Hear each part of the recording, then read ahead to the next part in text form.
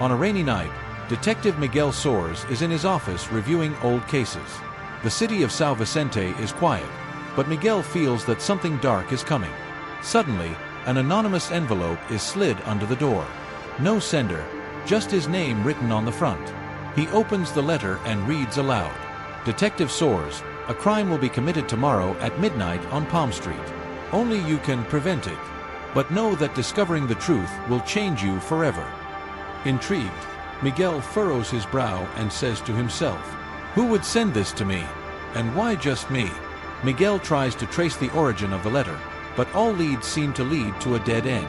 He decides to assemble a team and plans a stakeout on Palm Street. That night, the suspense is palpable. The clock strikes midnight, but nothing happens.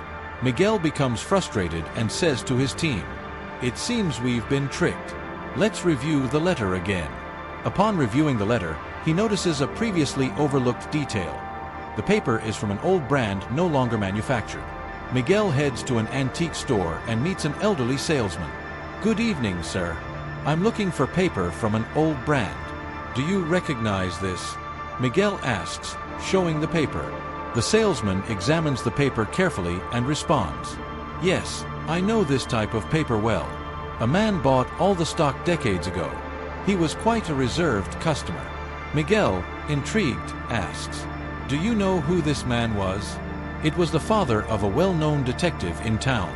If I'm not mistaken, his name was Alberto Soares," the salesman reveals.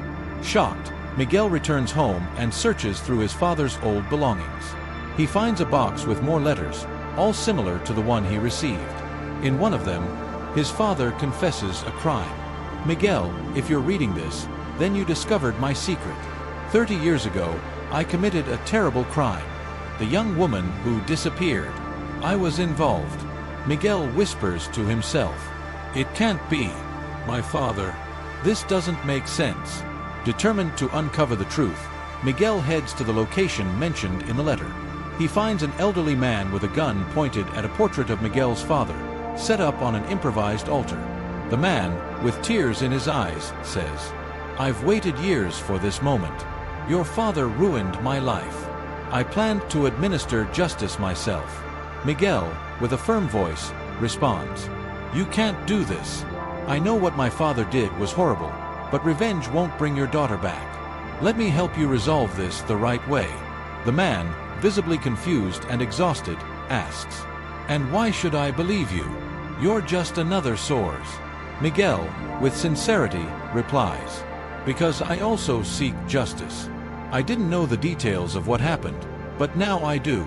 My father was a criminal, and I will do whatever it takes to correct his mistakes." The man lowers the gun, still grappling with his emotions. "Are you willing to face the truth, even knowing what it might do to you?" Miguel looks directly at the man and says, "Yes, I am.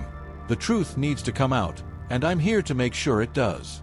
In an act of redemption, Miguel convinces the man to surrender and offers to help resolve the case. At the end of the night, the man is in custody, and Miguel returns home, devastated by the truth about his father. He decides to dedicate the rest of his career to solving cold cases, ensuring no family endures the same suffering. At his father's grave, Miguel holds the last letter he found in the box and reads aloud, "Son, the truth is my only inheritance to you.